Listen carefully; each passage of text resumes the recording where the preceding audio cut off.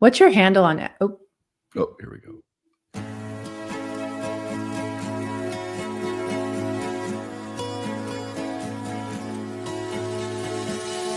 I've known for some time something about the world ain't right.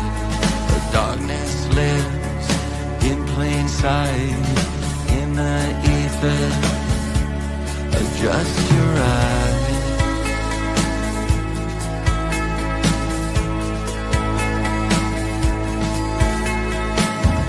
There are those that have no clue.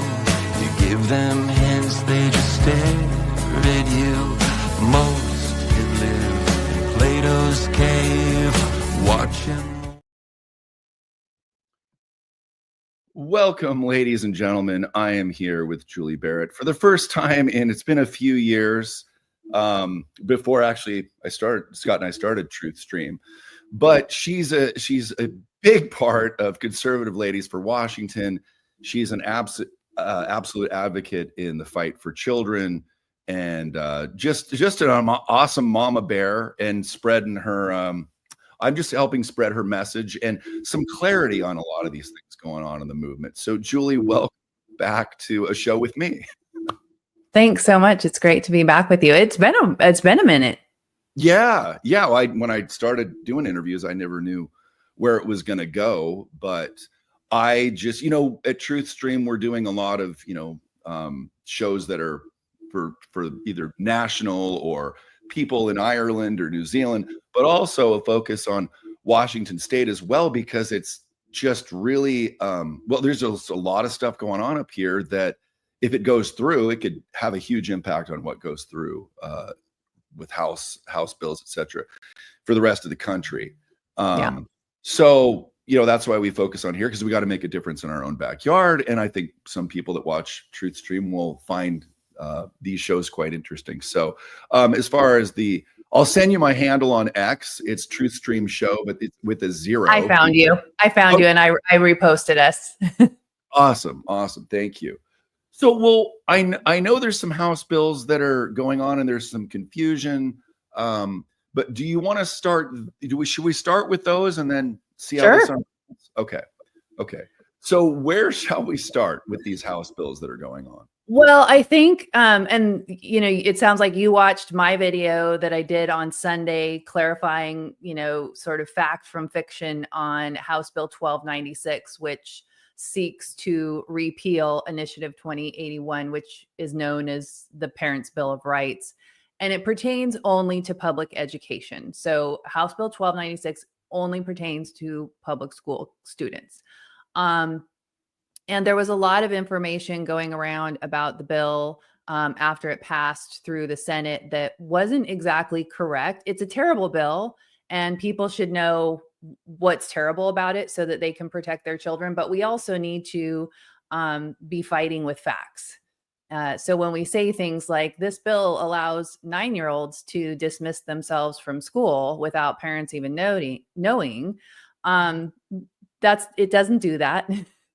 And so we want to make sure that we are not spreading things like that aren't true, because the truth of the bill is bad enough on its own. And so what House Bill 1296, it does a number of things. It's very broad.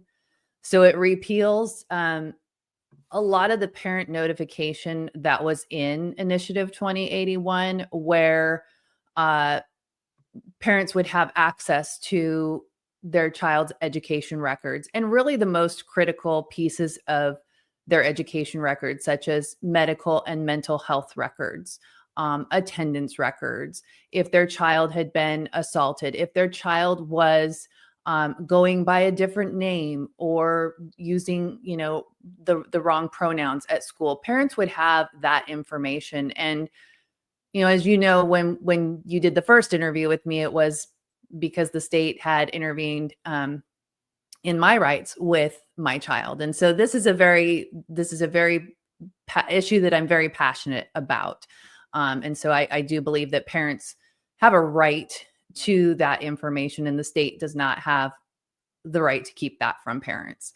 Right. So that to me is the biggest thing. But House Bill 1296 also does create a student's Bill of Rights, where students have protection and privacy from their parents.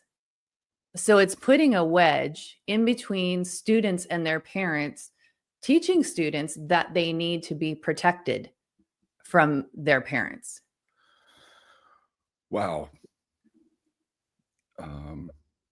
So yeah, what any other clarifications that you feel the folks could use on this? Because I mean, that partly what, I posted something that was going around on social media and then realized, it wasn't true. So, not all of it was true. So I wanted to help clarify what that was. So where are we at with this? And I know that, and part of the other reason I reached out to you is you're an advocate for homeschooling, and we're going to get into that as well. But, some people may hear that and think, how in the heck what am I going to do? How am I going to do that? What support do I have? So I think that would be really good to offer people some kind of solutions as well. But wherever you feel next is what direction you want to go in this would be great.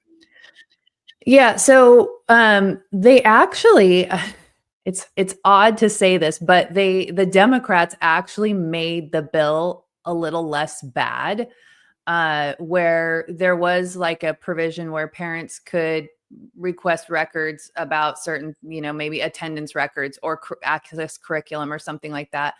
And the school would have up to 45 days. And they shortened that to make it 48 hours. There was also a clause in one earlier version of the bill where parents wouldn't be notified if their child was sexually assaulted on campus. And then they moved that to like within 48 hours, and now it's immediately. So they've done a few things that make it a little less bad. And so people need to know that it's not, and I think there's a lot of confusion because there have been so many versions of the bill going around. And so people are, they might be thinking about a version from a month ago. And the bill has looked different. And one of the things that I mentioned in my video, so you already know this, but maybe your viewers don't, in the Senate side, they incorporated two other very bad bills into House Bill 1296. So Senate Bill 5179 created like a snitch line. If your school board was like saying no boys can be in girls sports, your community could snitch to the OSPI, the Office of Superintendent of Public Instruction, and say my school board isn't following state law, and the state could then withhold funds and penalize your school board if they're not following state law. So they incorporated that into the bill, and they also incorporated Senate Bill 5123, which creates new classes of protected students, including gender. They separated these out: gender identity and gender expression, sexual identity and sexual expression, homelessness, neurodiversity, and immigration or citizenship status. Wow. I mean, and at what age, I mean, what children are they targeting? I mean, are we talking first grade, second grade? Like where's the clarity on that? Is it applies to K through 12. Yeah. Wow. And so if you have a 5-year-old in your kindergarten class that has somehow believed that, it's a boy that now believes he's a girl because some, woke teacher has got books in the classroom that, talk about the baby in daddy's belly, they can keep that from parents. They don't have to tell parents. So that is at like no minimum age on that one. And what people also need to know is that abortion and so-called gender affirming care are protected healthcare in Washington state. And so children there's no age limits on this. If a child wants to have gender affirming care, the school can hide that from the parents. They can send them to a host home without parent notification. And there's no age requirements on this. Wow. Do you think because you mentioned there's some confusion, and it seems like the government really enjoys confusing people so that, they get one bill or something presented to them, and then they'll go back and it's like, oh, we changed that. Do you think that some of the confusion is intentional, or why would they be changing it for the better? Why didn't they just start out with something that was, more pro-family or better for the family unit? Why would they need to change it suddenly? I mean, is it feedback? What's leading to those changes, if you will? I think maybe it is feedback. Maybe, there's been a lot of bad press on these bills, even at a national level. Right. Washington State has made national news on this. And I'm sure you've seen the clip of the Senate leader, Jamie Peterson, talking about, if girls can, get pregnant, then they can make their own decisions and their parents have no right to have notification.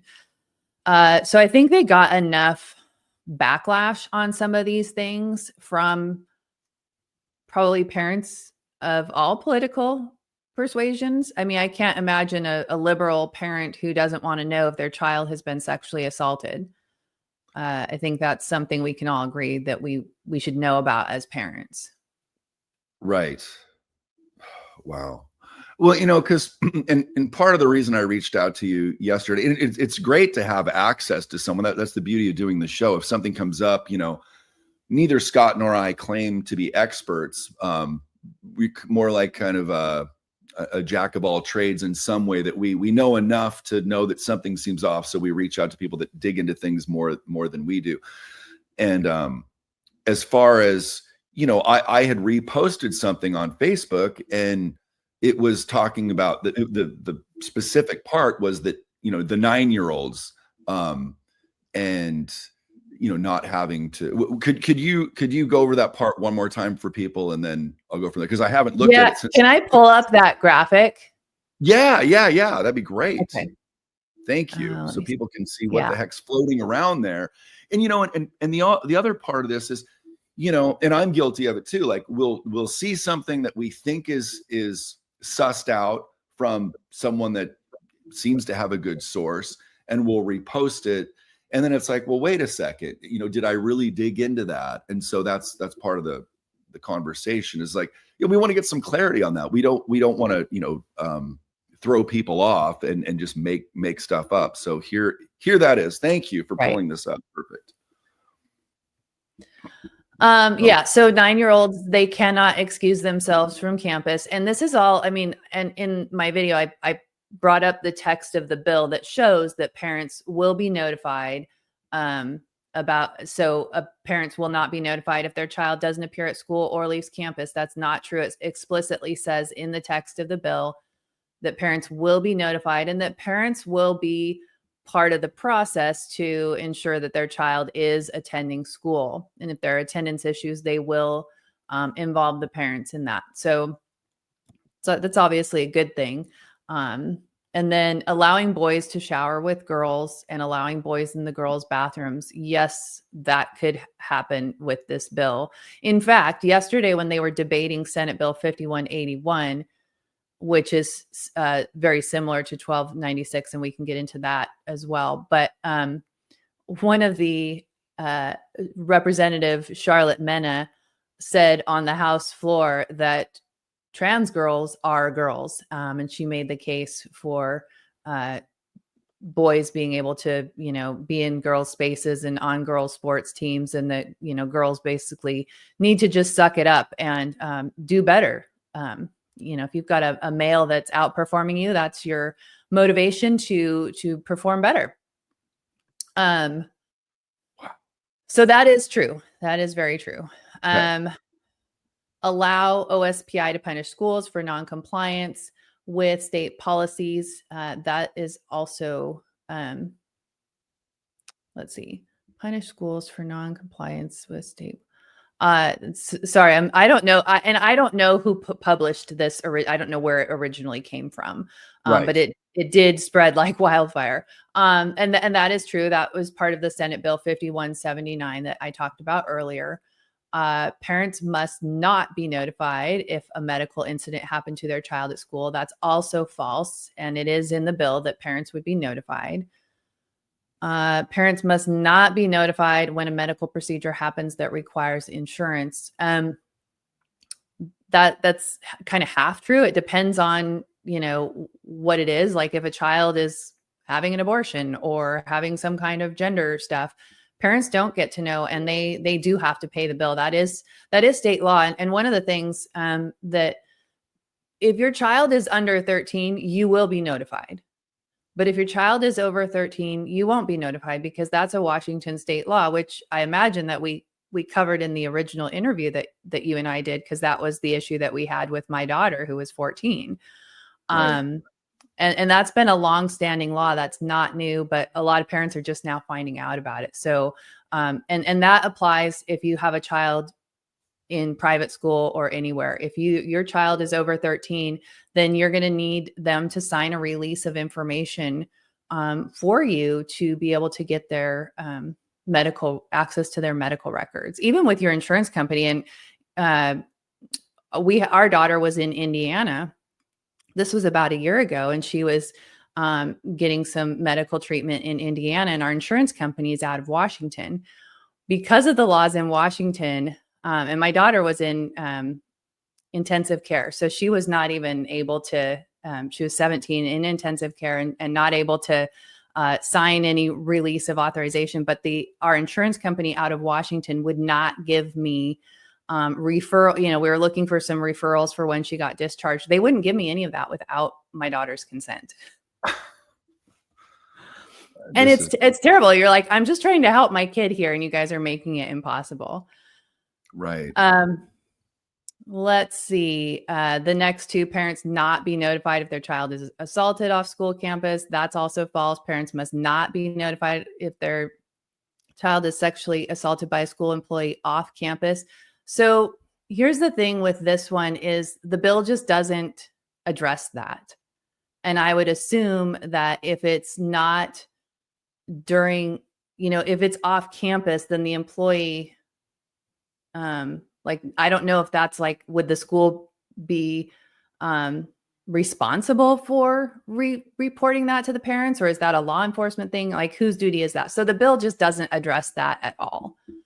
Okay. So it's amazing how quickly this circulates, because, and the other thing is, and part of why I posted it and then took it down, just, letting people know my own personal experience with it. There were some other folks, in the Tacoma, Washington area that I respect and admire, and they were reposting it too. So, I'm going to be sending this interview to them to help clarify that. But it's amazing how quickly, and I guess that's what's frustrating about stuff like this, is when whoever created this and then sent it out there, they're really doing a disservice. I mean, they're drawing attention to something, but it's kind of that, that bait and switch, really. But the bottom line is that regardless of the specifics and nuances in here, you still think it's best to not have the children in the public school system. But you said a good point. So that it also applies to private schools as well. Could you clarify that? So as far as some of these laws that are already on the books, like Senate Bill 5599, which was passed in 2023, which allows this your child to go to a host home or a youth shelter for gender affirming care or abortions. That applies to all youth in the state of Washington, regardless of where they go to school or if they're homeschooled. It's kind of referred to as the mature minor doctrine. If your child is over the age of 13, there are a number of mental health decisions that they can make on their own, and they do not need parent consent. And so again, that's a state law, and it's not specific to public schools. So that applies in any case. So if you're a private school family and your child goes to the doctor for, let's say, a sports physical, and they're 15, they're going to take your child back. They're going to have private conversations with your child. Your child has a private, confidential portal that you don't have access to unless your child gives it to you. And like I said, these have been on the books for a long time. And most people aren't aware of it, or they think, well, I have good communication with my child, so that's not an issue. But as you know, from my case with my daughter, she was in a mental health crisis. It was an emergency situation. It wasn't just your typical everyday we communicate well situation. And so she's in crisis, and she has these activist social workers advising her about decisions that she can make, and that, it's okay. You can make these decisions. You don't need to call your mom. And so I encourage parents to have good communication with your children. As soon as they turn 13, have them sign a release of information with all of their providers. If they're seeing a therapist, with the therapist, even the dentist. But your pediatrician or whoever they go to for a doctor, you want them to sign a release with all of those people. Wow. It's just, it blows my mind that I could not, when I was 13, I was skateboarding. I wasn't thinking of any of this stuff. My God. I know. This is crazy. No, I can put that, the picture back up. I just wanted people to, when you're talking to. Yeah. And I think we were kind of, towards the end of it. So, okay, cool. Yeah. So now you're someone that I love that you're still in the fight for Washington, yet you felt the desire to move to Florida. Can you talk a little bit about your why of doing that? Yeah. So, everything happened with our daughter in March of 2021. And after, so maybe you can link people back to your first video with me, because that's where we go in depth about what happened. And that's kind of a long story. But after all of that happened, I connected with former state representative Brad Klippert from Kennewick. He had reached out to me, said, "Hey, I heard what happened to your family, and I just wanted to offer my help in any way that I can help you and your family." And I didn't know anything about legislation. I'd never talked to a legislator before. And Brad and I became fast friends, and he heard, about Conservative Ladies of Washington, and that I had this sort of captive audience in our Facebook group of, I think we probably had about 6,000 or 7,000 people at that time. And he would ask me, this was at the end of the 2021 session, if I would put out these calls to action for people to email their legislators or sign in on a bill. And so I was doing that. He would feed me information. I put it out. And then in the 2022 session, I decided to start testifying. I testified on an education bill. And in that first hearing that I testified on, it was a good bill. It was one of Jim Walsh's bills to teach civics, American civics in education. And I testified in support of that. And I was the only one there to testify in support of it. And there was a line out the door of the teachers unions and the PTSA and the OSPI and all these people that were against the bill. And that was really eye-opening for me that, the left had quite, they were showing up, and I was like, where are all our people? Where's our side here? And so then I decided, okay, I'm going to start testifying on as many bills as I can, because I could do it remotely at that point in time. And you still can in Washington. And through that session, and we put out lots of calls to action through Conservative Ladies, and got people really engaged and started educating them on policies that were happening in Washington. And I was really frustrated because I saw a number of the bills that we opposed. Many of the Republicans, I would say a majority of the Republicans, were voting on these policies.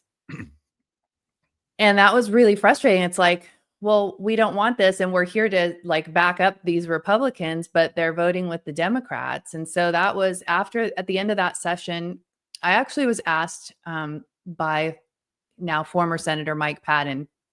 He contacted me at the end of that session and asked me if I would run for the Senate seat in my district, which was the 44th. And we were still going through a lot of stuff with our kiddos. And so I was like, no, it's not the right time for me. But as I contemplated what that would be, running for office and what that would be like, I knew that the Republicans wouldn't let me win, let alone the Democrats not letting me win. And I said to my husband, I said, I think that if Washington is ever going to change, it's probably not going to be in our lifetime.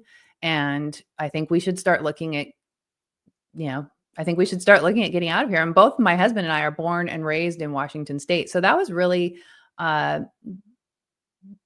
guess, a sad realization to come to. Right. And right. No, and I appreciate you sharing that, because there are people that are moving out of state, and we do wonder. I mean, there's some Ferguson. I mean, is he any better than Inslee, or is he worse? That's one question. Worse, right? Yeah. Then there's something that just came up. I'll have to pull that up from X if I can find that. But they want to get into this whole mandates of the jabs and everything else again, and it's just like it's preposterous, because if people, I think people are starting to wake up. And sometimes I'll go into these, because I used to live in Park City, Utah, and there was something that came up for I think Summit and Wasatch counties about what's going on with the Doge and certain things. And I just said, yeah, isn't it interesting that that they're against the team that's finding the fraud? And I'll admit, 75% of the comments on what I said were negative. They're calling me clueless and a moron. But the reason I do that is just to kind of gauge where people are, wherever they're at, in the city that I do the post, to see if they're waking up yet. And the scary thing is I know people are, but my gosh, we got a long way to go. Oh yeah. And, Washington State is a den of vipers. And so right. That's why Scott and I do some of our shows on Washington State, because my gosh, it is, if you're only in the narrative of like mainstream news, it's very scary what's going on. I personally think that there's something more to this, and some of that could possibly be theater to get people engaged and active in their communities. I don't know. I have no way of like absolutely verifying this, but I just thought it's important for people to know your story as to why you moved to Florida, which and I was telling you this before, you look 10 years younger. You look like there's a weight lifted off of you. You were going through a very stressful time 3 years ago. Yeah. Yeah, we were. And, I want to be clear to your listeners, if you leave Washington or whatever blue state you leave to go to Texas, Tennessee, Florida, wherever you go, Idaho, you have to be willing to engage at some level, whether it's your city council, your school board, your, state legislation, because, even here in Florida, we've got a huge rhino problem going on right now. There's big drama right now with our Republican rhinos in the legislature and DeSantis, and they're really trying to create these scandals for DeSantis, and it's infuriating. But I knew when I left Washington, it was like, I want to go fight somewhere with people who know what they have and they want to keep it. And I can tell you that we have a lot of people here in Florida who are very aware of the rhino problem and are fighting back against it. And, so I feel like here there's people fighting. They want to keep building on what DeSantis has done over the last 6 years. What I notice in Washington is a lot of people make excuses for the Republicans, like, oh, we're in the minority, and so they have to do this, and we just have to support them because they're in the minority. But the problem is, and we see this even in DC, we've got Republicans, we've got a uniparty problem. And so I think that wherever you go, because politics, I think, is just very swampy and corrupt by nature. And so it's important that the people are engaged in their civic duty at some level. I mean, that's what the founders intended when they created this country. Not that we would sit back and let these politicians rule over us. Right. Well said. Well, let's talk about, I have a dear friend, and he's chosen to homeschool his 3 boys, and, just a great traditional, beautiful family. And so I'm wondering if you could go into anything that helps alleviate some of the stress that some folks might have when hearing about homeschooling, and why that's an option, and just anything you could say to the listeners would be very helpful. Please. Thank you. And I want to preface this by telling people I was a single mom for a grand total of 15 years, 5 years with my first, and then I got married and divorced, and I had 3 more children. So, and then I was single mom from 2009 to 2019. So I totally understand being an overwhelmed parent, being trying to figure things out from what might seem like an impossible situation. And what I've read this book, and I recommend Kids Don't Need School. It's by Jonathan and Adriana Prescott. They actually live in Kennewick. Okay. But it's a fantastic book. And I read it because I was interviewing them. And as I finished the book, I was like, I really wish I could have a do-over with my 4 kids, because I felt like in reading that book, I totally could have done it. I could have made it work. I think a lot of us think, and I know this was me previously, that to homeschool, you're, doing teaching and lessons for your kids, from 9 to 3 every day, or, something very structured like that. And homeschool is very easy to tailor to whatever lifestyle you have. I mean, I know there are families who homeschool in the evening or who homeschool on the weekends, and it really takes the limitations off your children. The public school system is about compliance and kind of forcing kids into this box, and that doesn't work. I mean, and we're seeing that, right? Like the test scores on a national scale are terrible, and we're seeing that the public education is not working. And so this gives your child the ability to kind of help lead the education process. There are a ton of resources out there. But I think it's just something that's very doable. It doesn't have to be, math lessons and textbooks and worksheets and things like that. There are so many different things that parents can do to make it work for their students. And it really allows your child's passions and creativities and interests to come out, and really helps to create lifelong learners and children who love the learning process. And, as a mom who had, we had 4 kids at home going through high school during the COVID years in Washington State. And there was a lot of anxiety that they had. I think there's just, in general, there's a lot of anxiety with school and with social media and all of the digital stuff that we've got going on. Homeschool, I think, really gives kids a chance to decompress and to really clear their minds and not have those anxieties that a lot of our children have that go to public school. And I think the biggest thing and the most important thing is it helps create that bond with the family. Well said. And what about, getting, because the process of pulling a child out and then homeschooling, what can you speak to that? Because that could be very confronting for a parent as well. Yeah. And, I did this in 2022 with one of my twins. She would have been 15 or 16 at the time. And I learned that her high school was calling her a boy's name and using boy pronouns.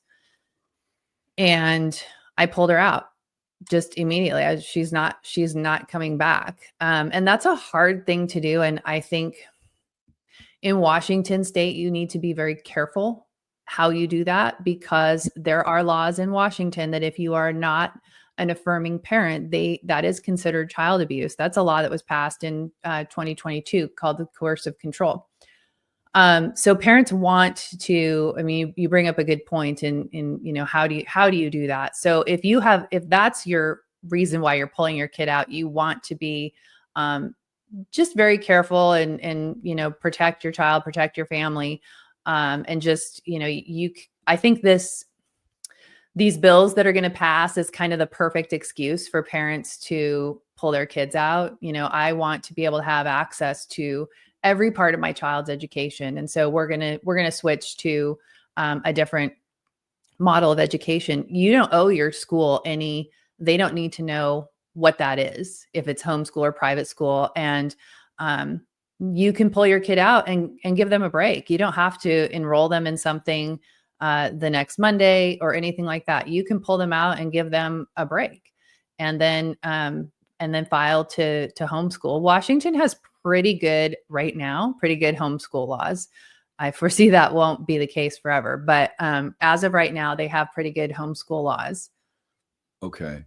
And is there, as far as like community outreach or where to go to find a network of other parents who want to homeschool, is there, I don't know if there's websites or any kind of directory where, you know, because let's say there's 10 parents at a school and they want to do this, and then they can share, you know, I mean, think, you know, if one mom could take a day off every couple weeks, let's just say, this hypothetical, and then somehow they can, you know, because a lot of people work at home or what have you, and then they're, you know, like musical chairs, each Right. family is responsible for the kids, and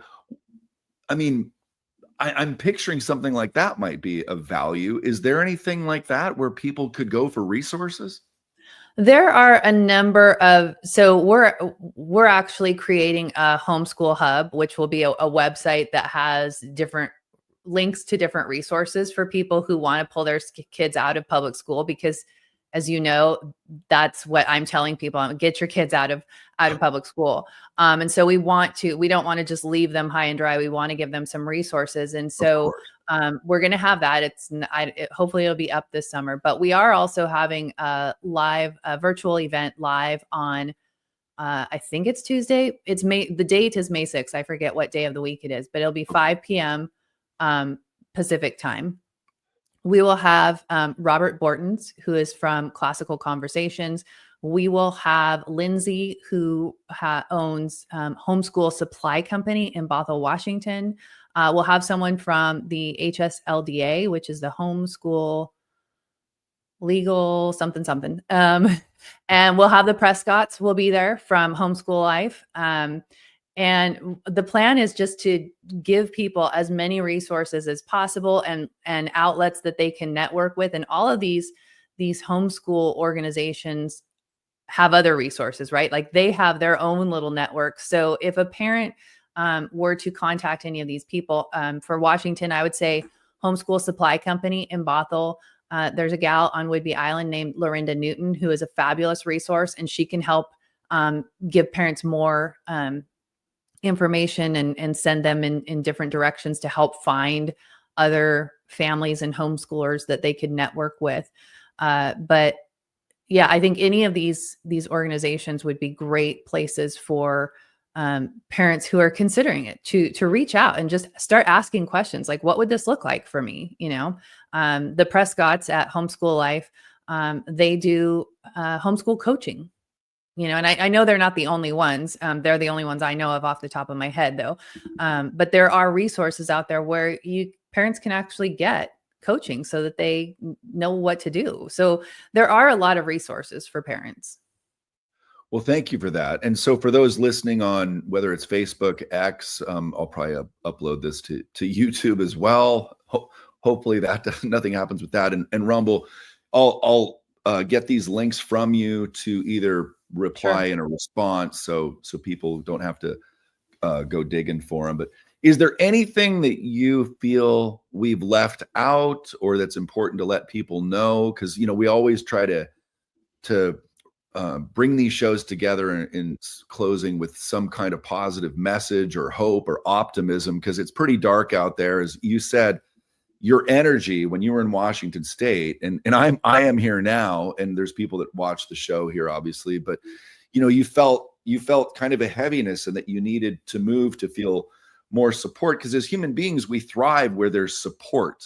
And so I love that, you've delved into these issues and matters, and you have personal experience. You've raised children, you're pretty knowledgeable about this stuff. So anything you want to say in closing for people, that'd be great. I would say, so I say, take your children out of public schools, but stay in the fight. And what I mean by that is our public education system in America, it's not going to go away. And it's our duty to fix it. In some places like Washington, it may need to like totally implode before it can be fixed. But you pull your kid out, homeschool, private school, whatever it is you're going to do, but attend those school board meetings, run for school board. We need to speak up. And so I think that's my biggest message, is that we're not going to get rid of the public school system. We do have to save it, because we're going to have generations coming up. And so the way we save it is we engage. And when I got to Florida in 2023, 3 weeks after we got here, I went and I spoke at a school board meeting, because they were going to put, and they actually did it, but more mental health funding into the public schools. And I don't think mental health belongs in public schools. And I was kind of shocked to see that happening here we had a conservative school board in my county. So I went and I spoke up. I don't have kids in the public school system here, but I am a taxpayer. And so it is my right to go and speak up. And so we really have to do that. We have to be willing as citizens to put some skin in the game. Well said. And I will be putting so if you guys see this, it's my initial podcast, Reflection Pool, and that's what she was on a few years back before we started Truth Stream. So I'll put that in the links below. So if they want to find out like the classes that you're talking about, is that at where do they find out? I don't want to say the wrong thing. So. Well, they can reach out to me or anyone on our leadership team. conservativeladiesofamerica.com is the best place to go. And there's a contact page there. They can just send us information. Our YouTube channel, we have a lot of video content on our YouTube channel, including a live stream that I did with the Prescotts, the authors of Kids Don't Need School, on last Friday. That's a great interview to watch if you're thinking about pulling your kids out of public schools. But yeah, the best kind of one link is probably our website, conservativeladiesofamerica.com. Perfect. Thank you for that. Yeah. Well, I think we've covered everything. So that's great. So there's Conservative Ladies of Washington, but also that's affiliated with Conservative Ladies of America. Yeah, we're going to dissolve Conservative Ladies of Washington and just pull everything under the national umbrella, because we have the powers that be in Washington state aren't very fond of us. So. Got it. And this way you'll have more reach than just Washington. So yeah, we've been expanding out to other states. We did a lot of stuff in Idaho's session this year, also in Utah, Florida. Obviously, we're working in Florida, but yeah, we're working to expand all across the country and encourage, empower, educate, and equip citizens as to policies that are going on at a national level, at a state level, and often even at a local level. Awesome. Well, it's been a real treat to have you back, and I think that people need some clarification on this and some inspiration to homeschooling as an option. So yeah, you're a great warrior in the fight. So thank you, Julie. Appreciate you it very much. Of course, all anytime. Right. Thanks for having me. All right, take care, everybody. And here we go with the outro. I think I just got to find it.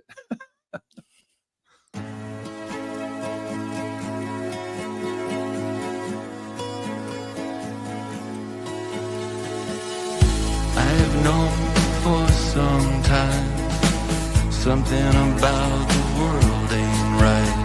The darkness lives in plain sight. In the ether, adjust your eyes.